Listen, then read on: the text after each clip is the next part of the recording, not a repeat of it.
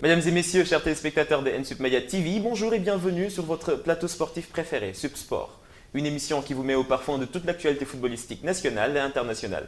Aujourd'hui, je suis avec deux rubricards très charmants. À ma droite, Sidi Lamine Traoré, le spécialiste du foot européen, qui va nous amener et nous présenter tous les résultats des grands championnats du vieux continent. Sidi Lamine Traoré, bonjour. Bonjour Mamousman, chers amis téléspectateurs d'NSUP Media TV, bonjour. Et en face de lui, le Parisien Tamsir Ba. Tamsir qui va nous parler, lui, de tout ce qui est foot sénégalais et foot africain. Tamsir, bonjour. Bonjour Ousmane et bonjour à tous qui nous regardent. Alors oui, comme vous l'avez compris, mesdames et messieurs, aujourd'hui, vous aurez en deuxième partie un focus sur le club français, le club préféré des jeunes filles sénégalaises, le Paris Saint-Germain. Nous allons parler de tout ce qui est actualité économique et bien sûr footballistique du Paris. Alors oui, mesdames et messieurs, nous allons y aller avec le championnat anglais. Sidi Lamine, on voyait jouer la 17e journée et Chelsea accueillit Manchester City, un gros choc. Oui Mamousman, alors touché par plusieurs cas de Covid-19 ces derniers jours, Manchester City s'est refait une belle santé ce dimanche lors d'un déplacement à Chelsea, un concurrent de haut de tableau. Malgré les absences, les Citizens ont laminé leur opposant du jour avec un succès qui ne souffre d'aucune contestation, 3-1, une vraie correction. D'accord, Sidi Lamine et Tamsir, c'est quand même dommage quand on pense à notre confrère Edouard Mendy qui a passé un sale quart d'heure, on va dire. Oui, c'est dommage, mais c'est vrai que Edouard Mendy a passé un sale quart d'heure, mais ça ne veut pas dire qu'il n'a pas fait un grand match, il a fait un grand match, mais le problème c'est que les défenseurs étaient trop forts en fait. Oui, c'est ça. C'est ça, exactement. Alors nous allons y aller avec Tottenham Leeds, un choc de grands entraîneurs. Avec Mourinho et Bielsa. Mourinho, ça en est très bien sorti, on va dire. Oui, plus frais et plus précis, Tottenham s'est aisément imposé 3-0 contre Leeds et remonte provisoirement sur le podium de Premier League à 4 longueurs de Manchester United et Liverpool. D'accord, alors et Arsenal qui revient, en tout cas pour nous les amoureux du foot, c'est un réel plaisir de revoir Arsenal à ce niveau. Ils se sont largement imposés face à West Bromwich. Exactement, tout va pour le mieux dans le meilleur des mondes pour Arsenal en ce moment. Après un passage à vide qui les a vus enchaîner 7 rencontres de rang sans le moindre succès.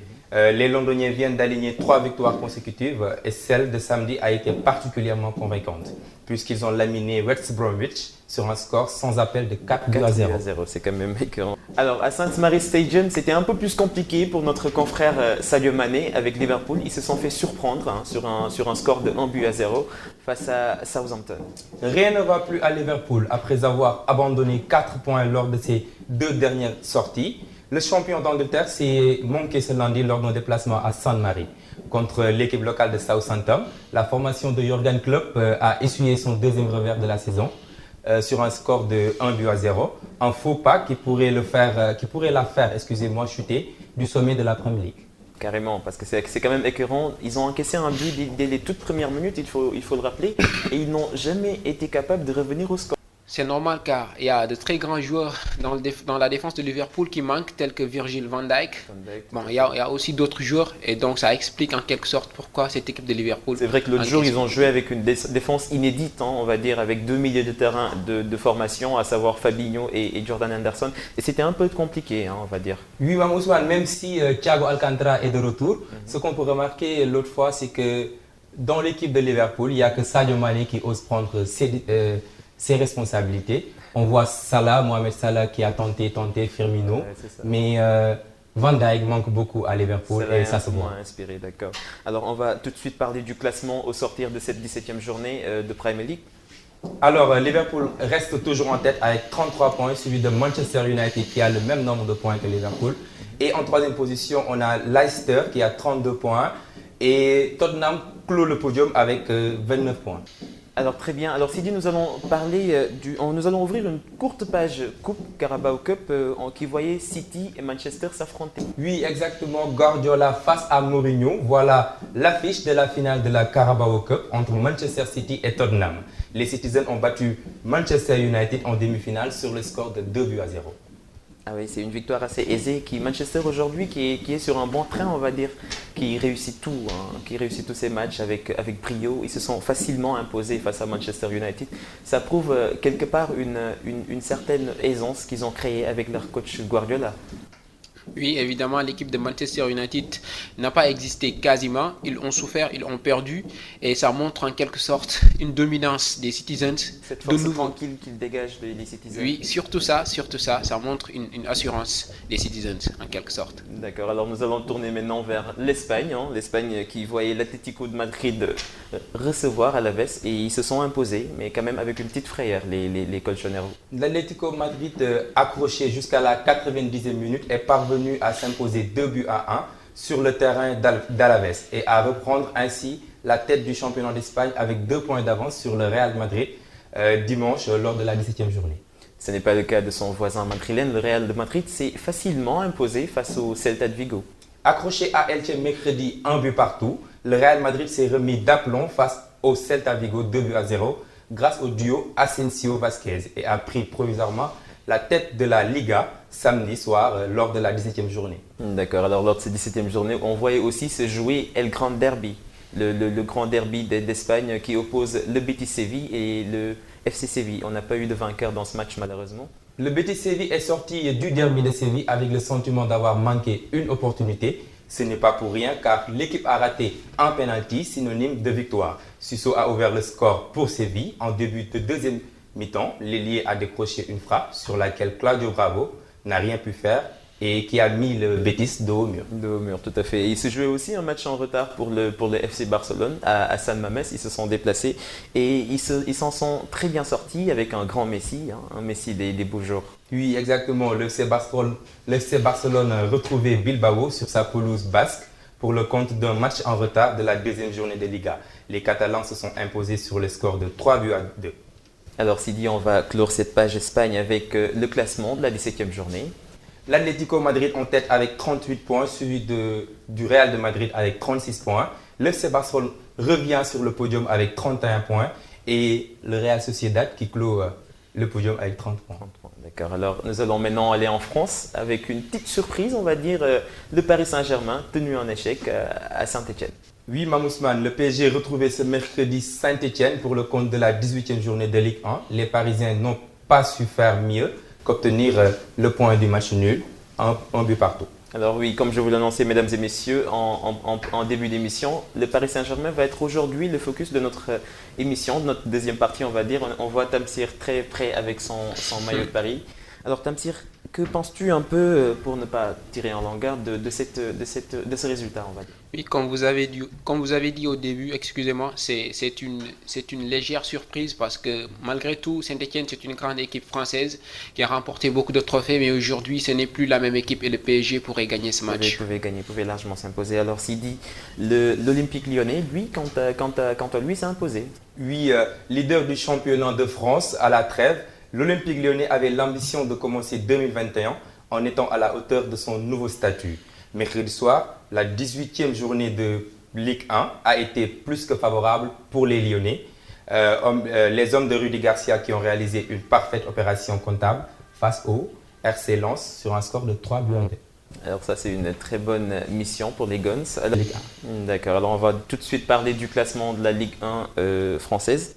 L'Olympique lyonnais en tête avec 39 points, suivi du Paris Saint-Germain 36 points, le LOSC 36 points derrière le PSG et le Stade Rennais qui clôt le podium avec 32 points. D'accord, alors nous allons partir vers l'Italie qui voyait un gros choc, on va dire, le Milan qui accueillait la Juventus de Turin. C'était le choc de la 16e journée de Serie A. Ce mercredi, et la Juventus a su se défaire des Rossoneri sur le score de 3-1. Une victoire assez facile quand on sait la qualité que montre l'AC Milan cette année. Oui, exactement. L'AC Milan n'avait pas eu de défaite depuis la première journée. Et ce qu'on peut dire, c'est qu'aujourd'hui, ils n'ont pas été en forme.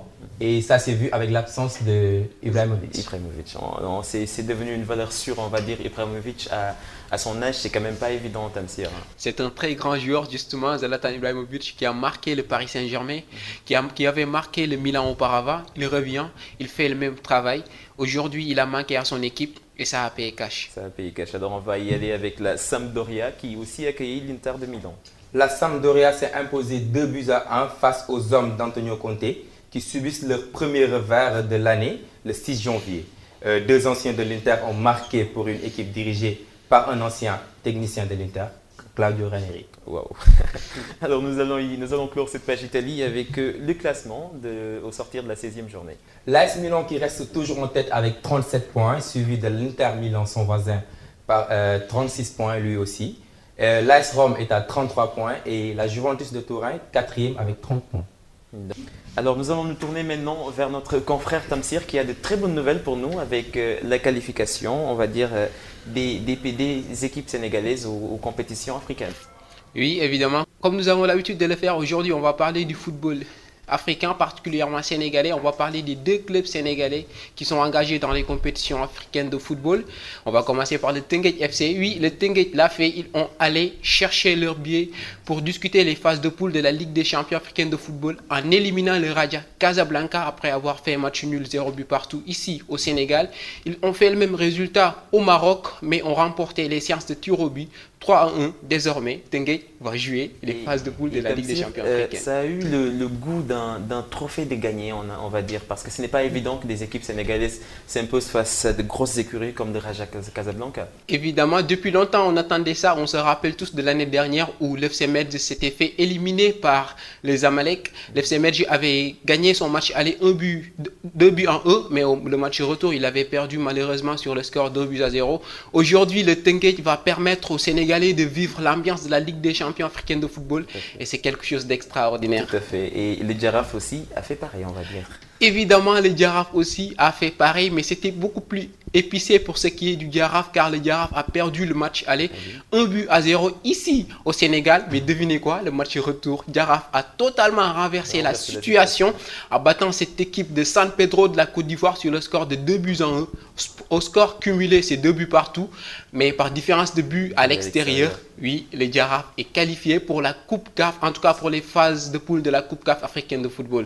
Une chose vraiment importante aussi pour la Ligue sénégalaise de football. D'accord, alors c'est une victoire très importante. Bon, on va dire que ce sont des victoires très importantes pour le football sénégalais. On va espérer désormais que chaque année que ça se passe comme ça. Évidemment, il nous reste qu'à travailler, essayer d'améliorer notre niveau car c'est quelque chose d'important et d'intéressant. Et ce qu'est en train de montrer le championnat sénégalais de football, c'est vraiment intéressant. D'accord, alors selon vous, quels devraient être les objectifs un peu de ces clubs sénégalais engagés dans ces compétitions africaines? Bon, On ne va quand même pas parler d'aller chercher le trophée, ou bien? Bon, il faut rêver, ne jamais arrêter de rêver parce qu'on a vu Leipzig, une équipe européenne qu'ils ont créée il n'y a pas longtemps et qui a joué une demi-finale de Ligue des champions européenne. Donc pourquoi pas ne pas essayer d'aller chercher ces trophées car c'est pas impossible. D'accord, alors mesdames et messieurs, vous l'avez bien entendu, c'est très possible. En tout cas, c'est tout ce que nous souhaitons à nos très chers clubs sénégalais. Alors nous allons aussi parler de la Ligue 1 sénégalaise. Oui, évidemment, nous allons parler de la Ligue 1 sénégalaise qui a fait ses débuts ce 2 janvier dernier. Et nous avons vu pas mal de matchs qui ont été reportés. C'était d'ailleurs les matchs du Giraffe et du Teungueth parce qu'ils devaient jouer des matchs pour les tours préliminaires de la Ligue des champions africaine et de la Coupe CAF. Mais pour les matchs qui ont été joués, nous avons Djambar qui a battu Niar Italie 2-1, Douane qui a battu Seneps 3-2 et Génération Foot qui a battu l'US Gorée 1-0. Nous avons aussi 2 matchs nuls. C'était les matchs qui opposaient Djambar et Pikine, Stade de Mbour et Dakar Sacré-Cœur. Des matchs nuls. Oui, des matchs nuls. Sidi, le foot sénégalais a aujourd'hui gagné, on va dire, en prestige, avec ces 2 victoires sur le plan africain, on va dire. Donc c'est très important. Alors vous, quelle analyse faites-vous de ces victoires? Selon vous, quel a été le travail qui a été fait en préalable pour nous amener à ce score aujourd'hui ou à cette victoire aujourd'hui? Oui, on peut dire que c'est une qualification historique parce que connaissant les équipes sénégalaises qui participaient généralement à ces compétitions-là, malheureusement chaque année on y allait juste, disons, pour apprendre. Mais chaque année on nous éliminait pour les premiers tours et tout. Maintenant, le Sénégal a eu la chance avec Teungueth FC et Giraffe de se qualifier. Ce qu'on peut dire, c'est que les Sénégalais ont abattu un travail vraiment énorme. Maintenant, il y a beaucoup plus d'investisseurs dans le foot africain, surtout le foot sénégalais. Et notre championnat marche très bien. On voit des étrangers, qui viennent au Sénégal pour jouer eux aussi. Alors, le Sénégal est un championnat qui est en train de prospérer. Et disons que ça fait partie des plus grands championnats africains. Désormais. On va un peu rêver, on va dire. Et aussi, on l'a vu, Tamsir, avec maintenant des joueurs de la génération 2002 qui reviennent s'intéresser à ce championnat. On l'a vu avec El Hadji. Oui, évidemment, plusieurs joueurs qui reviennent, surtout El Hadji Diouf. El Hadji Diouf a été nommé directeur sportif du Guédiawaye FC. Et concernant ce club, pour ce qui est de leur communication, ils ont dit que ce club, c'est vrai que c'est pas une très grande équipe sénégalaise. C'est un club d'ailleurs qui est en deuxième division. Et ils ont dit que d'ici 3 ans, ils feront tout pour participer à une compétition africaine, peut-être. Bon, peut-être concernant la Coupe CAF ou concernant la Ligue des champions africaine de football. Et ils l'ont bien dit aussi, d'ici 5 ans, ils prévoient d'avoir des relations. Pourquoi pas ne pas avoir une coopération avec un grand club européen. Alors en tout cas, nous souhaitons une très bonne chance à El Hadji Diouf, notre El Hadji Diouf national, dans sa nouvelle mission. Alors mesdames et messieurs, c'est ce qui va clore votre première partie d'émission Subsport. Et je vous retrouve tout de suite après la pub. Alors mesdames et messieurs, re-bienvenue sur votre plateau Subsport. Alors on va, comme je vous l'avais annoncé en première partie d'émission, parler aujourd'hui du Paris Saint-Germain, le club préféré des jeunes filles sénégalaises. Elles ne me laisseront pas mentir. Alors le Paris Saint-Germain s'est vu tenir en échec face à Saint-Etienne. C'est un résultat qui fait peur, on va dire, Sidi? Oui, Mamousman, le Paris Saint-Germain, vice-champion d'Europe, le Paris Saint-Germain qui compte dans ses rangs plusieurs grandes stars, comme Neymar, Mbappé, Di Maria et tant d'autres. Alors le Paris Saint-Germain vient d'officialiser l'arrivée de Mauricio Pochettino, 30e entraîneur du club, et qui s'est ouverte dimanche pour la reprise au camp des loges, avec pour mission immédiate de ramener le club à la première place de la Ligue 1, puis de briller en Ligue des Champions. Les Parisiens ont pour objectif de gagner la Ligue des Champions, c'est pour ça qu'ils ont fait venir Mauricio Pochettino qui a été finaliste en 2019 avec Tottenham. Alors, le Paris Saint-Germain actuellement est en difficulté. Et est en difficulté avec Thomas Tuchel qui entraînait l'équipe et qui s'est vu remercier. Le Paris Saint-Germain est deuxième du classement de la Ligue 1, ce qui n'était plus arrivé depuis très longtemps au mois de janvier. Le Paris Saint-Germain a plusieurs blessés, comme Juan Bernat, qui a eu rupture du ligament croisé. Mauro Icardi, qui lui aussi a des problèmes aux adducteurs. Neymar, problème à la cheville. Preslen Kimpembe, blessure musculaire. Levin Kurzawa, claquage à l'aîné. Alors, le Paris Saint-Germain… C'est un peu compliqué. Et on en parle souvent, Tamsir, et ça devient un sujet assez présent dans les différents plateaux de sport. Neymar, il se blesse tout le temps. À la base, Neymar a été acheté pour un objectif bien précis qui était de gagner la Ligue des Champions. On l'a vu l'année passée, il était proche d'arriver à cet objectif. Mais il y a encore cette récurrence de blessures que Neymar présente souvent et qui pose problème aujourd'hui, on va le dire. Oui, évidemment. Bon, depuis qu'il est au Paris Saint-Germain, c'est vu qu'il se blesse souvent. Mais ça ne veut pas dire qu'il ne travaille pas assez. C'est vrai que Neymar a été acheté pour essayer d'aider cette équipe parisienne de remporter la Ligue des Champions. Mais l'année dernière, je pense que Neymar a très bien réussi son travail. Ça, c'est une chose. Il y a une autre chose. Regardez, on dit le Paris Saint-Germain, c'est une équipe. Et quand on parle d'une équipe, ce n'est pas un seul joueur. C'est vrai que Neymar, c'est un joueur important dans cette équipe. Mais je pense que le PSG doit apprendre à grandir sans Neymar.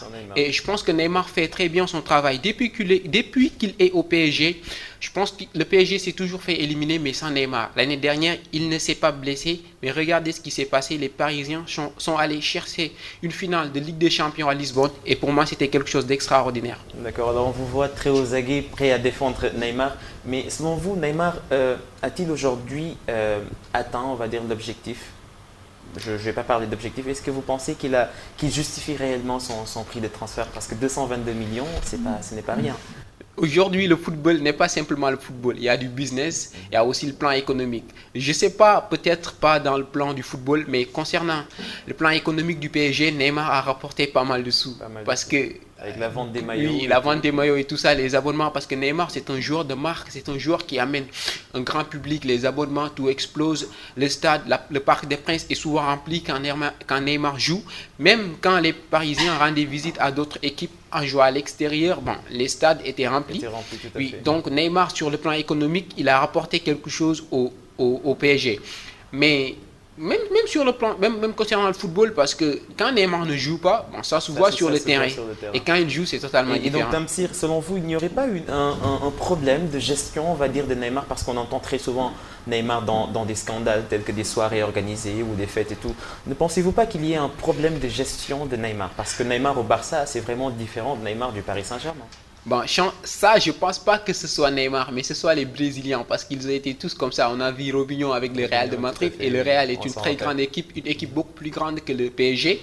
On a vu beaucoup, Ronaldinho par exemple, qui est passé au PSG, ensuite au Barça. Les Brésiliens aiment naturellement faire la fête. Moi, ce que j'apprécie pas, c'est que Neymar influence certains joueurs du PSG, tels que Kylian Mbappé, et c'est une très mauvaise chose pour Mbappé et pour l'équipe, parce que c'est vrai que Neymar est un très grand joueur, mais il faut essayer aussi de l'encadrer parce que c'est mieux pour l'équipe. C'est mieux pour l'équipe. Alors en tout cas, on va dire que Mbappé aujourd'hui est face à un problème.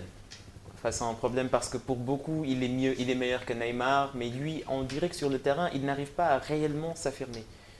Mbappé est meilleur que Neymar, ça je le dis parce qu'il a plus de valeur. Aujourd'hui dans le football, si on voit les joueurs qui ont le plus de valeur, il y aura Mbappé parce que c'est le plus jeune.